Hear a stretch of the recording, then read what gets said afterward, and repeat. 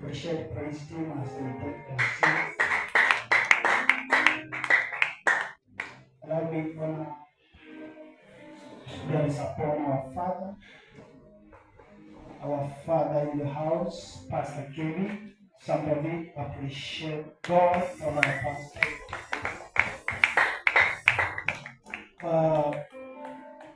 Thank you so much, our father and our dad, Pastor Kevin, for this amazing opportunity that you have given unto us young men to stand before the Lord and minister.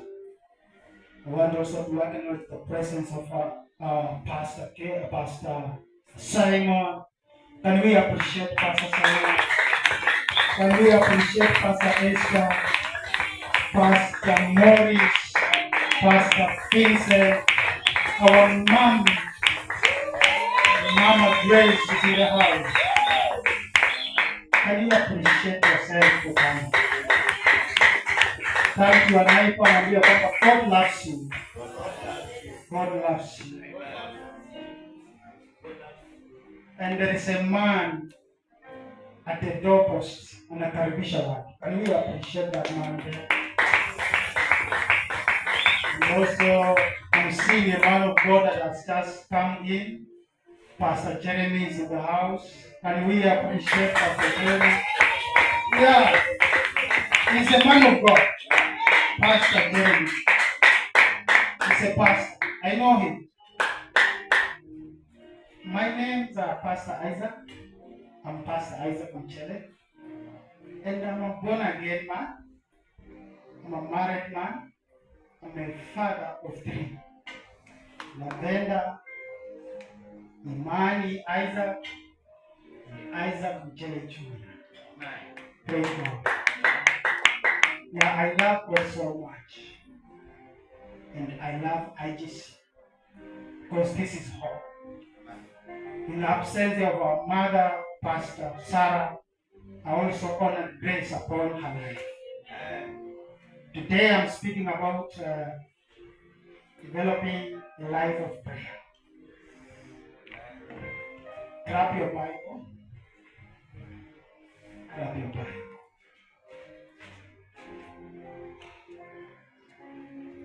Is somebody having a Bible? Mimi huwa nasema ukweli, nachukia mtu ambaye anasoma Biblia kwa simu. Because your phone is above 30,000. The Bible is just 1,000. If I may give somebody to open the book of Ezekiel, it will take more than 5 minutes. Praise God. So learn to carry your Bible in the house of God. That shows your determination. Hallelujah. Prayer. Developing a life of prayer. Praise God. Let me ask you a question. I'm a teacher today. I'm a teacher. When was the last time you ate from the bed? Ni lini mara ya mwisho ulikula ukiwa kwa kitanda yako? When was the last time? You cannot remember. When was the last time you prayed while you were on your bed?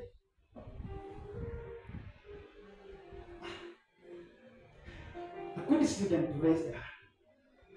Ulikula nini ukiwa umelala? Haukumbuki, si ndio? You did that when it's... Si ndio? When you are sick, it's when you ate from. But when was the last time you prayed when you are in your bed? I'm going too fast. Kuna watu hawaombangi.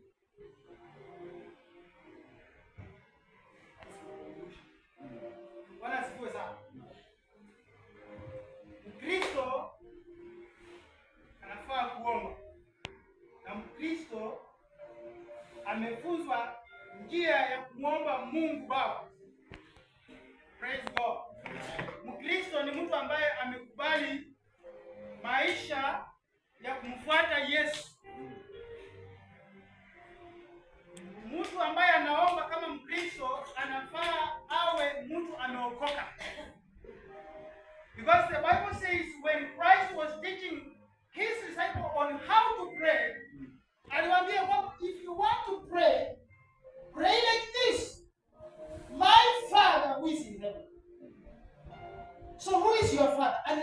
born again. When our father was laying a foundation, akasema ya kwamba you cannot just come in God's presence. Wewe unatoka direct na unaingia kwa maombi. No. There is order. When you are addressing your father, there is order. I'm talking about prayer. Praise God. So when you come in God's presence, number one, wewe unakuwa katika mwili. That is flesh. Number two, you enter in soul and then the spirit. So when you are coming in, number one, you should leave your body. You should leave your flesh. By number one, talking to your God. My Father, please, allow me thy will. Thy kingdom, your will be done as it is in. That is how you address the Father. You cannot come in the presence of God with your own, there is what we call, you want to pray for your needs. So you pray that protocol. Mungu nisaidie. Mungu umeona vile naumia. Mungu umeona namna hii. No. First address your Father. Hallelujah. But before that, let me ask another question. Is what you are doing a prayer? Are you praying? Or you are talking? Maombi ni tofauti. You see, you can see a person speaking and doing his things. Ukafikiria ni maombi. Hapana. Maombi is so simple. Maombi ukiomba kwa mtu umeokoka kwanza. That is prayer. Number two, you must be a righteous man or a woman of God. Then that would be prayer. The Bible is very clear that what will take you to heaven is righteousness. Righteousness. So before you coming in the presence of your Father, can you check yourself? Hallelujah. Check yourself and come from your Mungu. If you have a relationship with your Father, you cannot come in His presence na umwambie kwamba Mungu, I'm sorry, forgive me. No, mwambie Mungu, I obey thy name. I've missed you, my God. Because that is a habit. It's a habit. It's not a call. Okay, I can set my course, but I'm pursuing clinical medicine and I should get a distinction in microbiology. That's setting a goal. But prayer, you cannot set a goal. You make it a habit. So that when you are alone, kuna kitu inakuchemsha unajua kwamba I have not communicated to my Father. Then all other needs will be answered. Because He said, give us our daily prayer. But before our daily prayer, there is order. Our Father. The prayer we are making is about an individual who is our Father. Because people pray, but they channel prayers to other things. There is a lot of cost. People pray. Praise God. Praise the Lord. So prayer is very important. And if you want to develop prayer life, kuwa mtu ambaye ameokoka. Okoka vizuri. Otherwise, you will fear to address your Father. You will fear. Prayer is not a punishment that when we gather here, we are punishing somebody. It is a habit because we have a relationship. A relationship. We have a relationship. Do you have a relationship with your Father? Like, right now, if I don't have a right relationship with our Father, I will not stand. So there must be a connection first. So for you to approach God who is in heaven, you need create a link. Then when you approach it, prayers will be channeled direct. Praise God. So why are we developing a prayer life? Why? Mbona tuseme ya kwamba tunataka tupanue viwango vya maombi? Kwa nini tupanue? Praise God. Why? For example, just open in the book of Luke chapter 22 verse 34. Luke 22.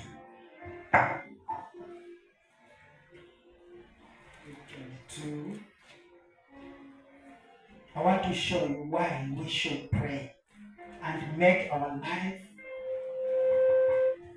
Bible says, Jesus answered, I tell you, Peter, before the rooster crows today, you will deny it 3 times that you know me. Then Jesus answered them, when I sent you without pursuit, bag or sandals, did you lack anything? Nothing, they answered. The man that Jesus built a church on him, but he's speaking to him, anamwambia kwamba you will deny me 3 times. So, where is the connectivity ya hiyo na maombi? I want to bring it in. Peter, before the chokoo iweze kuwika mara 3 mtalikana. I want to show you another scripture here. From the book of Matthew 26. Matthew 27 verse 3 to 5. There is a denial here. Christ knows that Peter will deny him. Matthew 27 verse 3 to 5. When Judas, who had betrayed him, saw that Jesus was condemned, he was seized with remorse and returned the 30 silver coins, the chief priests and the elders. I have sinned, he said, for I have betrayed innocent blood. What is blood to us? They replied. That's your responsibility. So Judas threw the money into the temple and left. Then he went away and hanged himself. Judas wakati alimuuza Kristo akachiweka kamba na akachinyonga. These are 2 apostles I want to talk about. Peter and Judas. The 2 are betrayers. I want you to get me very clear. Then go to the book of Acts, chapter 12, verse 4. After arresting him, he put him in prison, handing him over to be guarded by false soldiers each. Herod intended to bring him out for public trial after the Passover. So Peter was kept in prison, but the church was earnestly praying to God for him. Stop there. Prayer has come in. But it's called earnest prayer. People who have developed the mood of praying every time.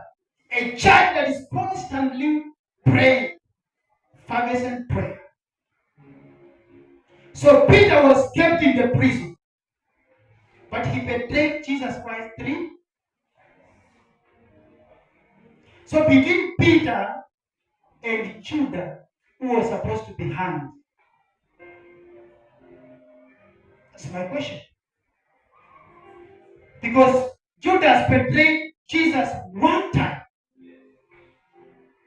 But now Peter betrayed Jesus how many times? So between these people, who is supposed to be killed?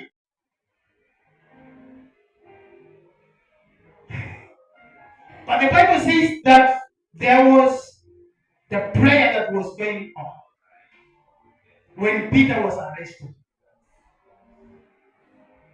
Hallelujah. Jirani yako kuja kwako hapa kunaokoa vitu mingi katika huu mji wa Nyamira. You coming here at this time. Kuna mtu anyombi. We have lost a lot of Peter in the church because some churches are not not praying. We have lost because the church has gone for honeymoon. We are losing a lot of apostles because the church is not praying. We've not developed that aspect of praying continuous. So when Peter was arrested, because when you read the book of Acts, James was murdered by Herod. So the next person to be murdered was Peter. But this time, kanisa ikasema hapana, we will pray. Hallelujah. Na Biblia inasema wakati waliomba, what happened? The chains were loosened on the hands of Peter. Minyororo zilikatika in the prison, surrounded by guards. Walinzi wamemchunga, but when the judge prayed, minyororo ilivunjika. That is what is going on in Malenda. I was doing evangelism at the university here, and I went to one of the students and said, we have a church here. Listen, Pastor, there is a church that I connect with.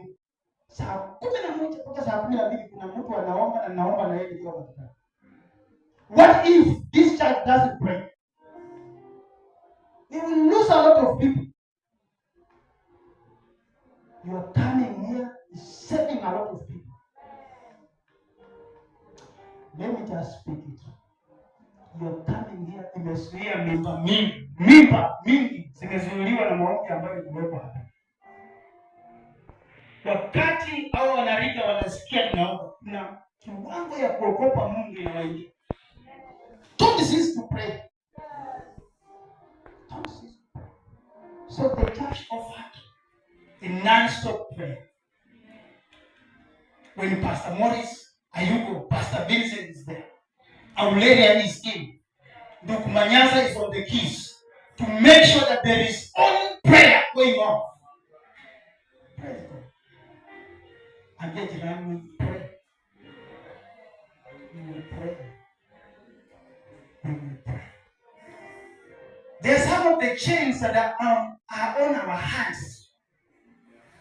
The family chains. Yenye madhabahu haya yanavaa pray. The other day when our Papa was teaching us about fire burning on the altar in the book of Numbers, that the sons of Aaron could make sure that the fire on the altar always smoke. Is somebody getting me? Clap for Jesus.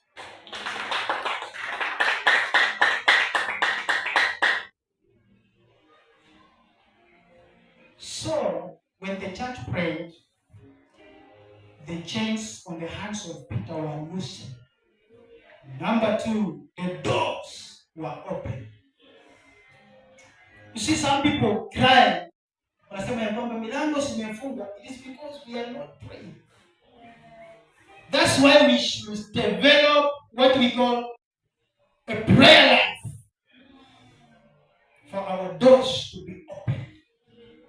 Financial doors, education doors, breakthroughs in the ministry. Inafunguka because you pray. When Apostle Nick was laying a foundation during lunch hour, he spoke much on prayer and he insisted on the word of God. That when you pray, pray with the word.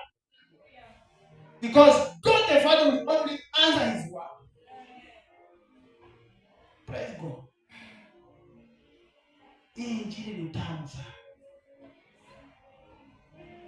When you pray, God answers prayer. God looses some people who have been bound. Number 2, doors will open. Then number 3, will make others to be the witness. Tunasema Mungu wa Peter, sisi tunaingia kuomba Mungu wa Peter. Peter was not alone in the prison. Praise the Lord. Peter was not alone. But the moment doors were opened, all the prisoners were released.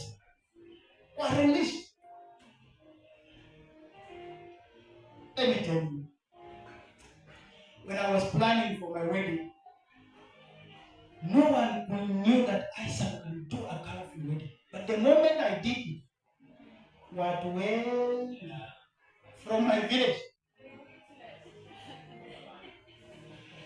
mlango inafunguka kwa ajili ya watu wengine. Pray. But listen to this. Before the doors are open, kuna uchungu umepitia katika prison. There is a wilderness in the prison. No water. No good food. Kuna chawa hapo.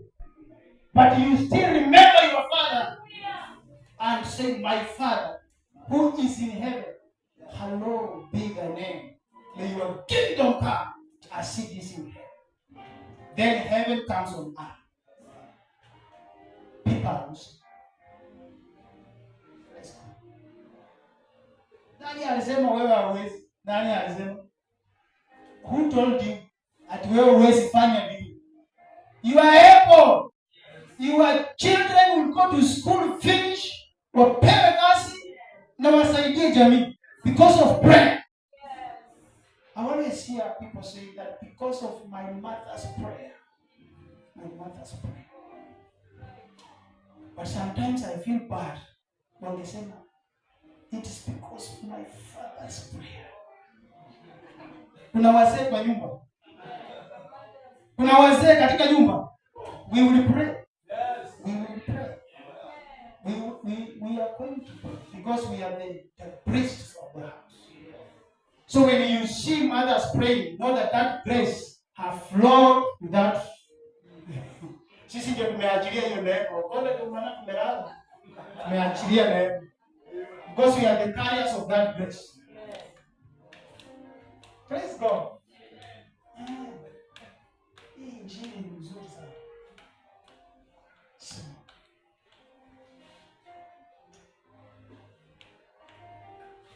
Don't wait until there is pain before you pray.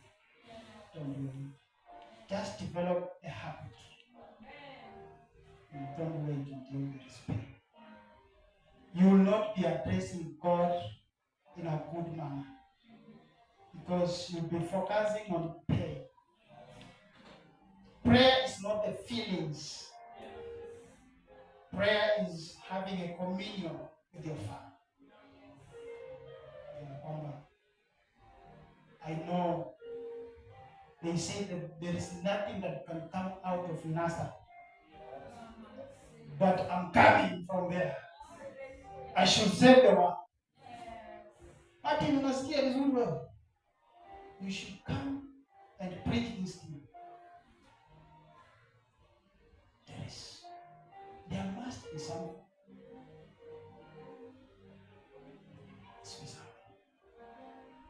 Because of prayer. Before my dad died, he said, Isaac, you are my son. I desire to have you because I'm the last born. Na mama alizaa watu akamaliza na akakaa 8 years. Na akamaliza. Akasema this one is a man of God.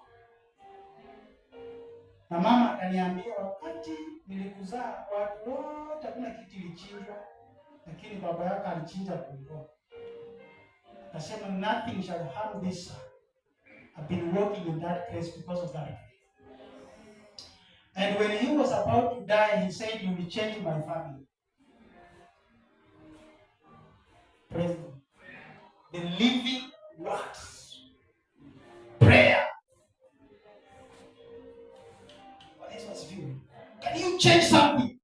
Come here, pray. Tunasema pastor anasema ya kwamba if you cannot make to come in the morning, lunch hour, evening, create 1 hour. Come here, try to go. So budget. Praise God. Come on this altar. I've come on this altar and there is as I finish, because what I was planning to teach ni kama collapse. Chana. When I came here, I was directed by my bishop. Akasema kijana, enda kwa Pastor Ken Kondele Wathofe. And I am a student. The life of a student sometimes will push. Nikamwambia, I'm not going to Kondele. I'm going to a nearby church called Anchis. Na akasema, nenda. And every moment I preach on this word, he gives me permission. Huwa namwambia. Before pastor Lewizi huwa namwambia. Praise God. Na huwa ananiambia, make sure you honor the man in authority. And I'm praying that one time I will take Pastor Kevin, Mom Sarah, Pastor Simon, and Pastor Esther. Niwapeleke mahali mimi natoka. Nijue mahali mimi natoka. Why am I saying like that? There is a very strong bond that I have with this altar. The other day, I was just having a sleep, mchana, and I was in a constant war. Then what I saw amazed me. Wakati najaribu kupigwa, I saw two people, two images. I saw Pastor Kevin and I saw Pastor Sarah behind. Praise God. At the moment, these who are attacking me came. Wakati waliwaona, they ran away. Praise God. Na sio usiku mchana, nilikuwa nalala tu. Na nikajiuliza, what is this? Then the Spirit said, honor. When I'm here, I'm under cover. Their prayers will keep me. Praise God. When they just say, my Father who is in heaven, remember Pastor Isaac. Zile vitu chafu zote zinakuja karibu yako zinatoroka.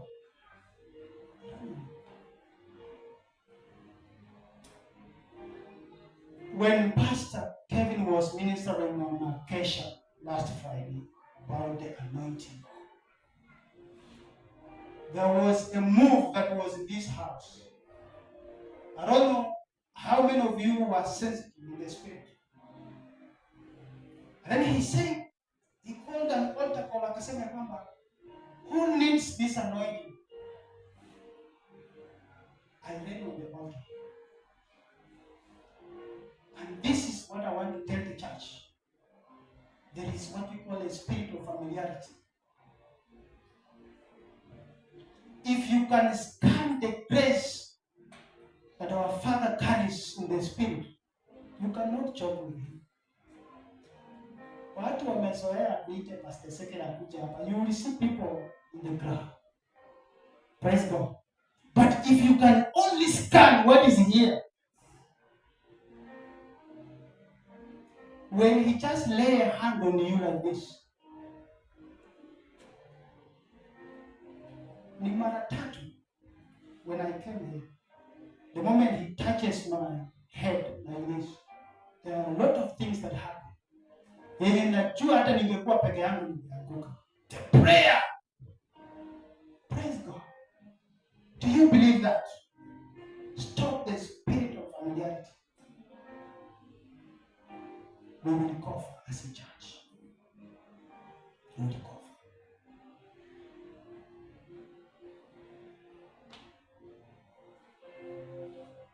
If you are focused as a Christian, when you pray, when you are focused, you will be able to win.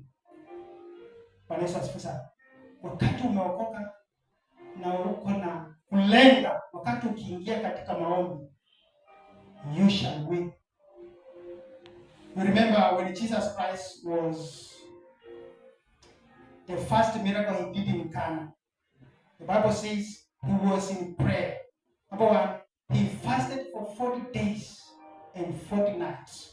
And when he finished, the Spirit of God led him into the wilderness for prayer. For that prayer life of 4 days and 40 nights.